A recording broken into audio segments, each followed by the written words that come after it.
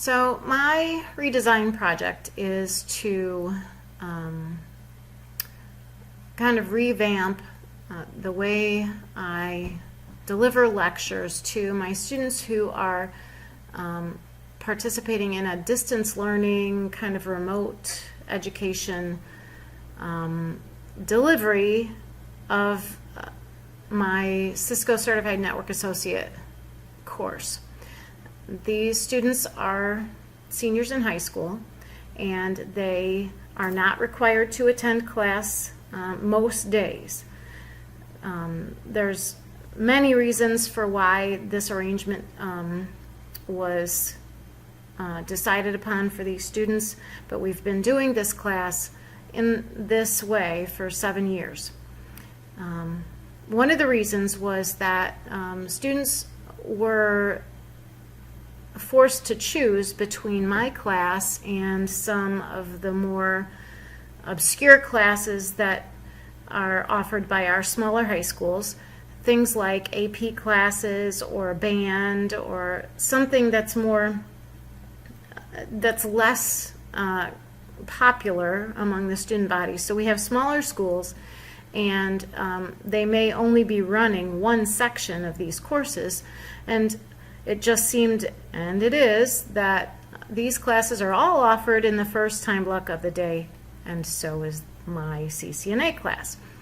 So we came up with a strategy of addressing this problem by not requiring the students to attend class every day.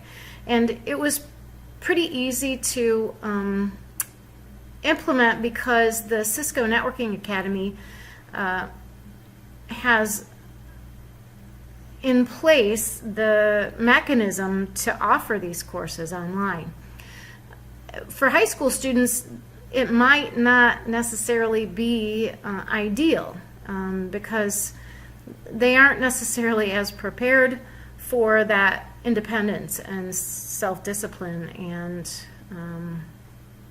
time management and things like that that maybe more mature students are.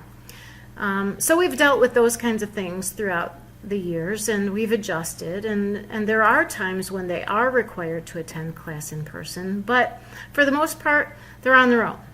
And this has become something that's difficult for me to manage and gauge sometimes when we're covering some of the more challenging topics. So when we do cover those more challenging topics, I require more in-person attendance.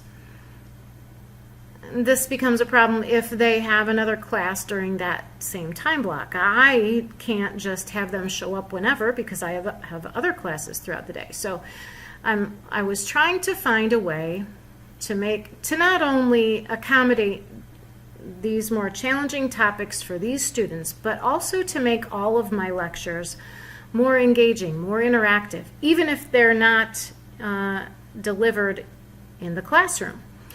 So what I came up with, I just stumbled upon.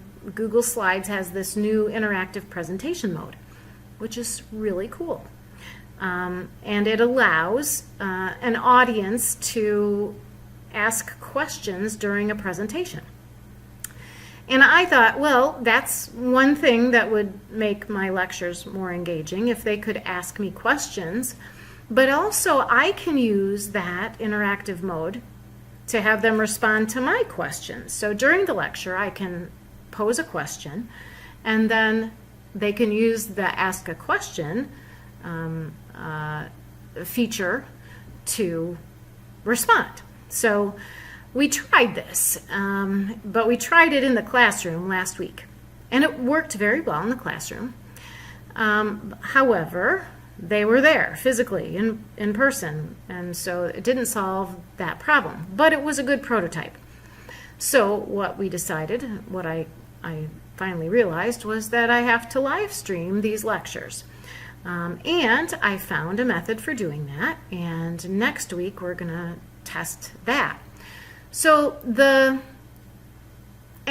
so that's the big problem. The big issue is making these lectures interactive and still delivered at a distance, remotely. Students can interact with me during a live presentation, even though we're maybe even across the world.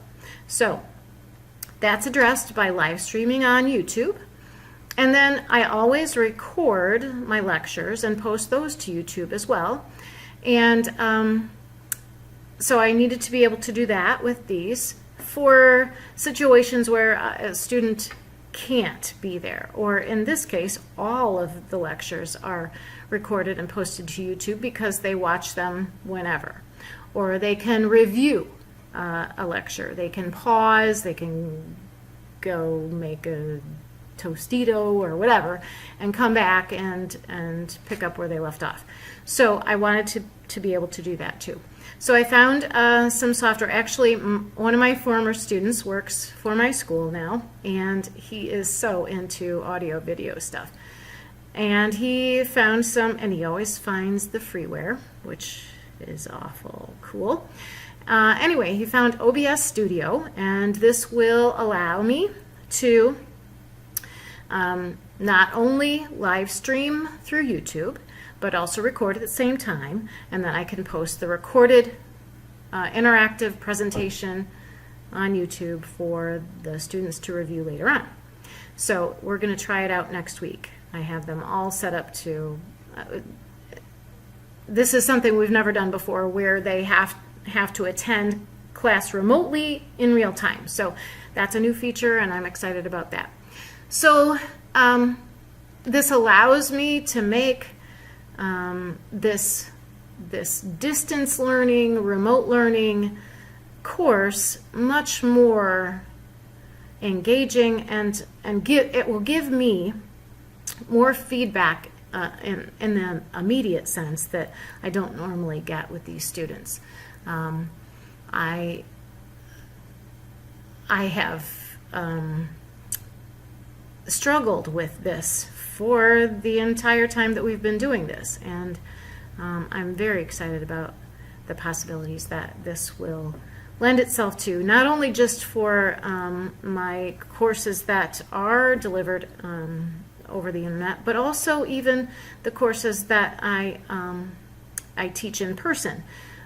If we can have some of the interaction that takes place in the classroom part of the lecture that is recorded, so that those students who are absent that day get everything. They don't just get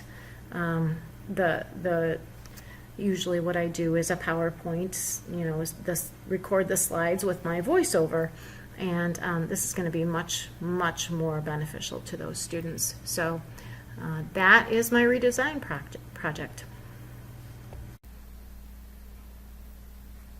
So my redesigning lectures continued. We're going to talk about how I have aligned this project with standards as well as instructional models.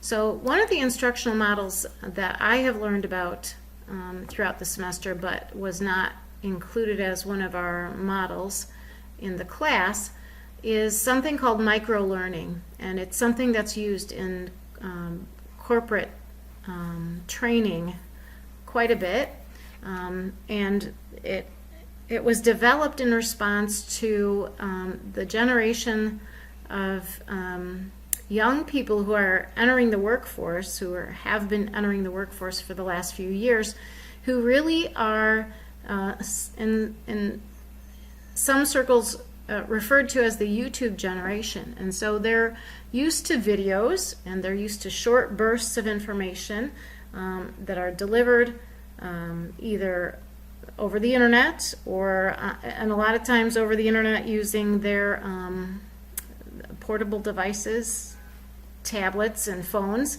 and then they watch this short little burst of information video, and then they try it themselves. And so I think that this project lends itself well to that instructional model, but also to the connected learning model that we learned about in class, in that it focuses on student interest, those peer relationships, and how these kids are socially driven and how they're connected all the time.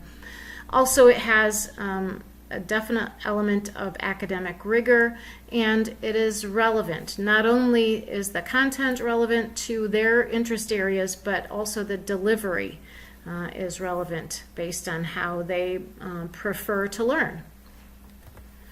And then the standards that I came up with that I believe that this redesign aligns with are, first of all, the ISTE standard, Teacher as Designer, and as is evidenced by these two substandards or objectives of those standards. Design authentic learning activities that align with content area standards, and use digital tools and resources to maximize active deep learning, and explore and apply instructional design principles to create innovative digital learning environments that engage and support learning.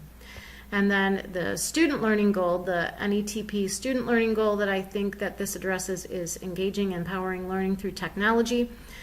All learners will have engaging and empowering learning experiences in both formal and informal settings that prepare them to be active, creative, knowledgeable, and ethical participants in our globally connected society.